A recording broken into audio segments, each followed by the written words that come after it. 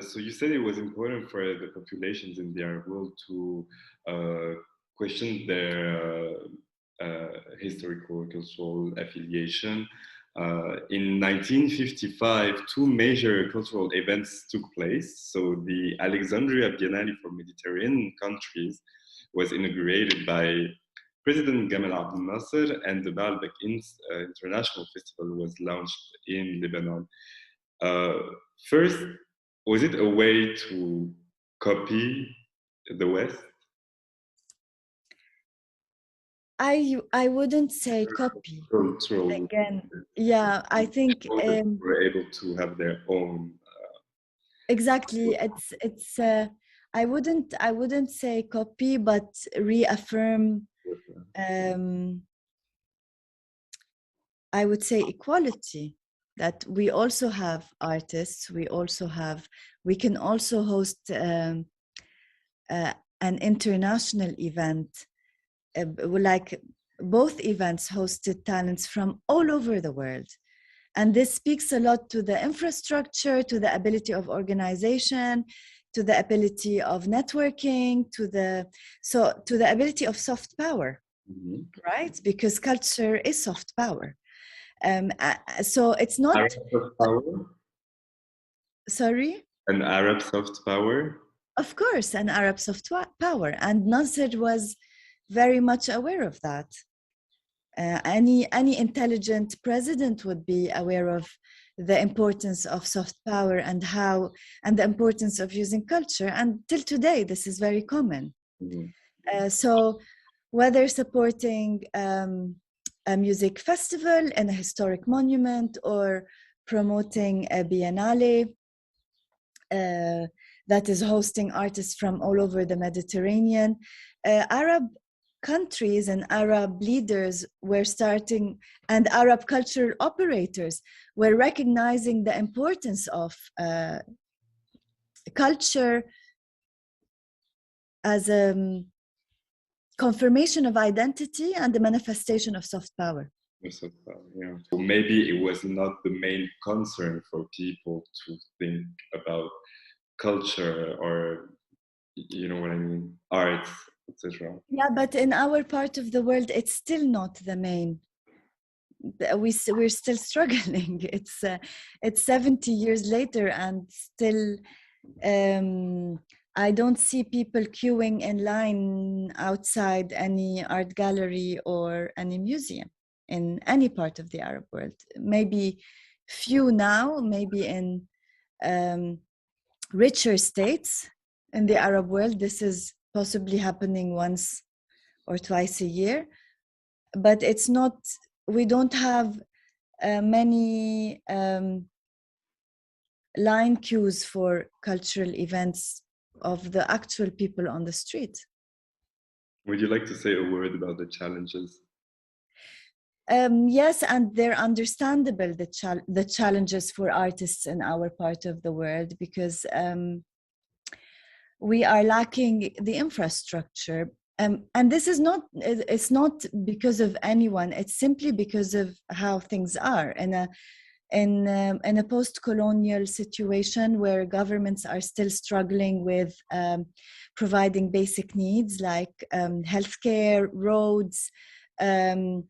Now with all any crisis affects your food chain supply. So governments are struggling with difficult concrete problems. So art for them is not a priority on the agenda, and thus art and all of its structural paraphernalia, whether curation, whether art management, whether art display, whether art collecting, art archiving, this is not on the top priority for governments right now. There are more important dossiers on the desk.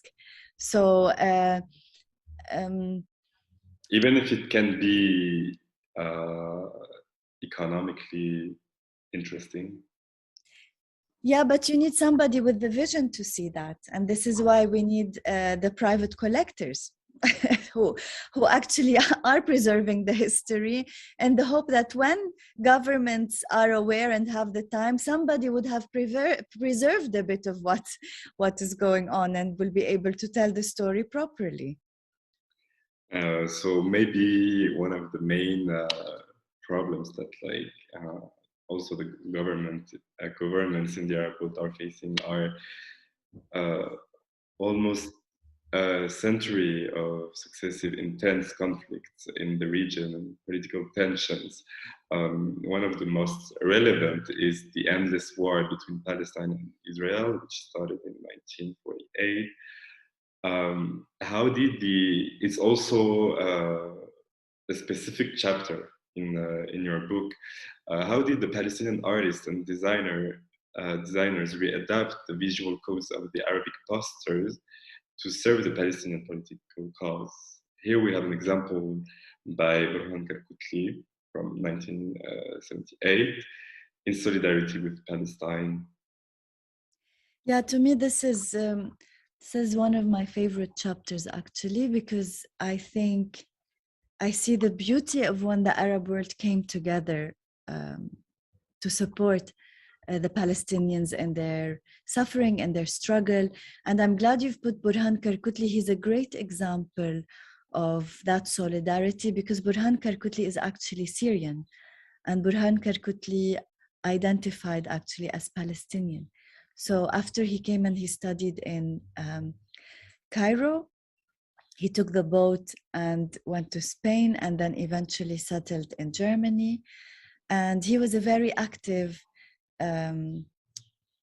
artist in supporting the Palestinian struggle. And every exhibition he would invite a representative from the PLO to be present for the opening of his exhibition, and he would refuse to sell his artwork, and he would donate a lot of his artwork to be printed by the PLO for the struggle of the Palestinian people. And he was really I'm using him as an example because his work is so powerful and it speaks volumes, and it's extremely iconic and rare in its visual beauty. Here we have a very interesting magazine, a magazine for kids, actually. So does this mean that very early, the young generation has to understand that they have sort of a common cause to defend or to... It's actually a lineage. We can't talk about children and would not mention Dar al-Fatah al-Arabi, whose contribution to the awareness amongst children and young adults about the Palestinian cause was instrumental in the late 70s and 80s and early 80s, before their headquarters was bombed by the Israeli invasion in 1982 of Beirut.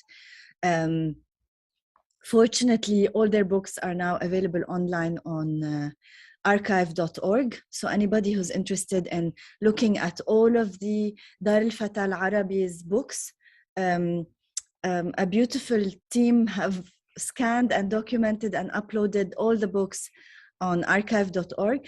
I think the Palestinian resistance has taught all of us how to document in crisis and how to preserve memory in crisis. And I think theirs is a great learning for the rest of the people from the Arab world who are now living in the diaspora. They have great examples of how to preserve heritage in spite of colonization and in spite of destruction of the physical infrastructures.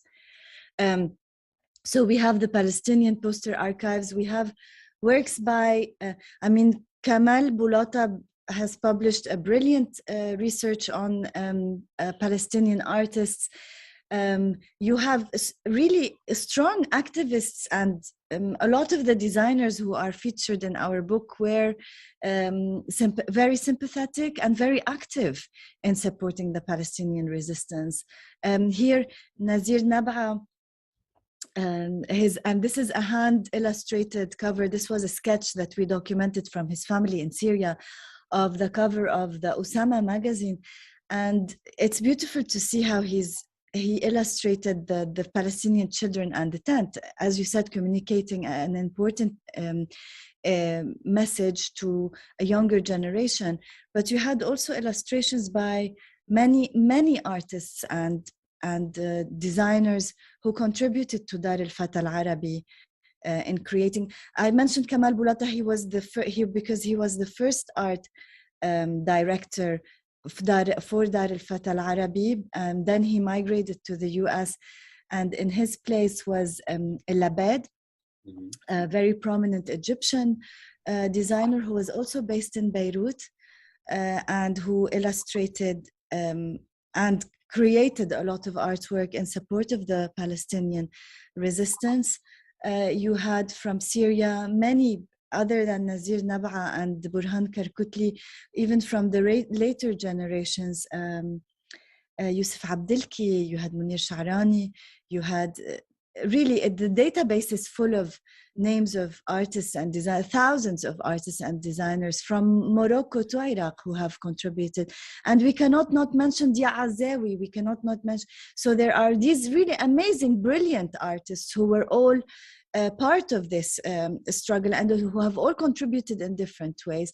Here you have Ismail Shamout, and I love the Shu'un Falastiniya magazine example, because again, if you look at their database, every artist donated a cover, and this was what's beautiful. Every cover was featuring a different artist, and this is also democratizing culture. When you have on the cover of magazine, every time you are featuring a different artist and making their work massively accessible to the people, this is again democratizing culture.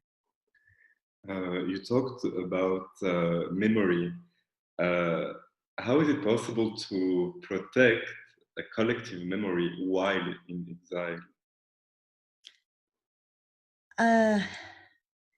Thank you for the question. The story of Palestinian people is also a story of a diaspora with no limited borders, official borders, you know. Yeah, I think it started with Palestine, but now it's the reality for many Arab worlds. Look at Yemen, look at Syria, Lebanon, Iraq. So how Libya. do you protect this memory, or how do you try to survive this memory? It really now depends on the efforts of individuals, unfortunately. And it falls on the shoulders of individuals who decide to take up this struggle or this responsibility, because you don't have formal structures who are aware. And this is why I think of someone like Aboudi Abu Jawdi, whose archive is really priceless. And he makes it accessible, even though it's a private archive. He's very generous in making it accessible to researchers and to the public. But it's actually him and his father who have collected this archive. And we are lucky to have a few other collectors and people who are aware of this, of the importance. We have in Cairo also people who are interested in collecting film posters, old magazines. So until we have a proper awareness and proper support from governments, it's up to the individuals to preserve this collective memory. It's our responsibility as individuals who are aware of the problem to document. So it comes from the community. Yeah.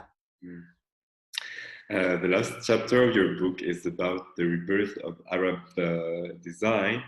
And it's actually very interesting because you took examples. So here we have an advertisement, right, for cosmetics by Bassem Fattour, right? Why did you choose to focus on Lebanon for this chapter of rebirth? Actually, it's because for different reasons. Because we had decided to stop with the year 2000, but we also wanted to give a brief glance of the designers who were at the time of the research in their 50s. So not the younger ones. We looked at the designers who were in their 50s and whose work we had access to, because there were some designers whose archives were lost, some designers who we could, like, for example, we could not visit Algeria. Yeah. We could not visit Libya. We could not visit Yemen. We could not visit Sudan. So there's still so much work to be done that the book, we always say, it's the tip of the iceberg. And it just opens doors for more researchers to look on the history of design in the region. So it's just providing like a gateway, the beginning of many stories that need researchers to work on. I would love to see a book on design from every Arab country in the Arab world. So we focused on Lebanon because there was a post-war awareness. There was a big movement that was being created. In this case, you're showing the work of my teachers, Layla Musfi and Samir Sayegh, who created, in this case, the Fayrouz logo. The Fayrouz CD was in every household. Yeah. And this logo was owned by so many people, not just in the Arab world, in Lebanon, but all over the Arab world. And the Beit al-Din festivals were an international event visited by so many people. So these two designs are significant in how accessible they were to the masses, and in the message that they were putting out on the culture of the country. So we saw that there was an awareness and a movement that was taking place in Lebanon post-war that we were not really seeing in different parts of the Arab world during that time. And this is why, but we also have work highlighted from Tunisia, from Egypt, and from different parts. It's not just Lebanon that is being highlighted in that chapter. So you said you decided to stop the book in 2000. So from 2000 to now, what has changed? A lot, actually, the internet. So you have now a meme culture. You have designers who are creating memes that can travel the world in 3 seconds if they are relevant. We all know what memes are. We all love memes, and designers create memes. This is what designers do. So even if they're not professionally trained, but there's a certain visual culture that was created due to these social media platforms. So these younger generations who were born into the technology, they are starting to create content at a very, very young age. So you have influencers who are children from the Arab world, and teenagers with millions of followers on the different social media platforms. So this is also design, and this is collective design, and this is vernacular design that is we haven't studied and we haven't looked at. So again, as mentioned earlier, it's with the advancement of technology that this talent is brought to the forefront, and sometimes the discipline is not set. I mean, maybe 10 years ago, you didn't have the job description of content creator.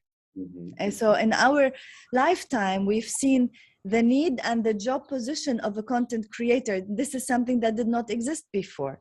Even the term graphic designer is not really used. So the term graphic design has been evolving over the years, and some people now reject it completely. They don't use the word graphic. They use other terms, communication design or visual communication design.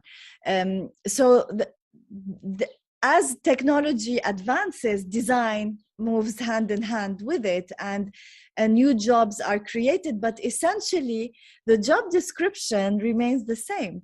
Yeah. How can someone manipulate image and words to drive traffic on a platform, no matter what the platform is? So the meme would take the same path in the Arab world, representing I cannot deny the presence of WhatsApp groups and WhatsApp stickers. Yeah. I cannot deny the importance of meme culture, because 20 years ago, the Library of Congress started creating a meme archive for memes in the US. So, and I remember there was a scholar who was also working on memes for the Arab world. I unfortunately cannot remember, but they were linked to Mada Masr as researchers. So maybe I should find who she was. And I would like to see if she has documented memes. But there's definitely no denying that designers now are working more and more in the digital sphere, and even our course content, the way our courses are designed 10 years to today have changed a lot in how we teach design and how we offer design problems and design solutions for our students who will be coming out into the market and should be market ready to work. What is the main changes? In the educational modules that we create, what I've noticed in the past 10 years is that now my students have much shorter attention spans, like literally. So my modules are, my educational modules are more broken up so that I can accommodate their short attention span. They need to be more engaging, and they need to be more attentive to how my students consume knowledge. So asking them to read long essays might be challenging now, especially if they're designers who are not usually used, even though some of the theory courses we request readings, but we also try to engage them using videos, using social media, using digital platforms, and teaching them, migrating them into the digital humanities, because again, this is also part of the future, how we do research and how we conduct research. The digital humanities is a completely new field. It's a transitional field that we, more and more of our teaching methodologies are shifting there. And this is in terms of educational modules. In terms of content, we were always keen on creating modules that are culturally relevant and locally relevant. So we always like to prepare our students to come out to the world with concrete knowledge of their identity, but also an awareness that they are global citizens, and the fact that they are on these social media platforms, they see what's going on all over the world. So the global village is a reality now. So how do you as Arab designers represent yourself to this global village? What do you look like, and how do you represent your identity in this global village? And what are the causes that you care about? And it's really beautiful to see their awareness of women's rights, of the real causes, the real problems that we are suffering from the environment. It's nice to see how students are coming up with an awareness of all that. And it's nice to be able to support them in answering their questions and formulating others. Your book is an impressive research work. So one last question. What's the work which is left to be done? So I just want to highlight that the book was written in collaboration with Haitham Nawar, and we had a really beautiful team of researchers working with us. I always like to highlight that because it's important for people to know that such a big endeavor is the collective effort of a team of people, not just one person. It has the name of two people, but it's really the amazing editors we've had who really thoroughly and repeatedly reviewed our information, made sure that it's historically accurate. Nadia Naqib from AUC Press, I'm really grateful for all the work that she has put into making this manuscript or this book what it is. All our research assistants. So it's important to note that this is the collective effort of a group of people to create such a document. What's next is I hope that this book will inspire many researchers, because there are many untold stories. We have so many stories to document. We have so many designers to write about. I'm currently working on 2 projects. We got the AFAQ grant for art research, and I'm working with a group of lovely women spearheaded by the Khat Foundation's Huda Abi Faris, and we are writing a book on the history of Arab women designers. So this is our next project. And my personal research, I'm also I got a grant from AUC, and I'm working on the history of advertising and communication in Egypt. So these are my personal questions that I'm trying to answer after this book. I'm sure Haitham has many. I'm sure that the young researchers who worked with us will grow up one day and maybe write and develop their own questions. I already know that many designers and the Arab designers in the diaspora and the Arab world have looked at this book and are excited to research more and to write more. So I really can't wait to see what everybody comes up with. You think that the case of Arab women designers is missing in your publication? Definitely, or else I wouldn't have worked very hard right now to address it in another publication. So we have Huda Abi Faris, Yasmin Ta'an, Sukaina Hashim, and myself. And the four of us are working on a new book to correct what was not done in this book. We look forward to reading this next publication. Thank you so much, Bahia. It was amazing. Thank you for hosting me. It's a pleasure. And congratulations for your book. And I wish you the best for your next project. Thank you. Thank you. Thank you, Bahia. Bye-bye. Pleasure.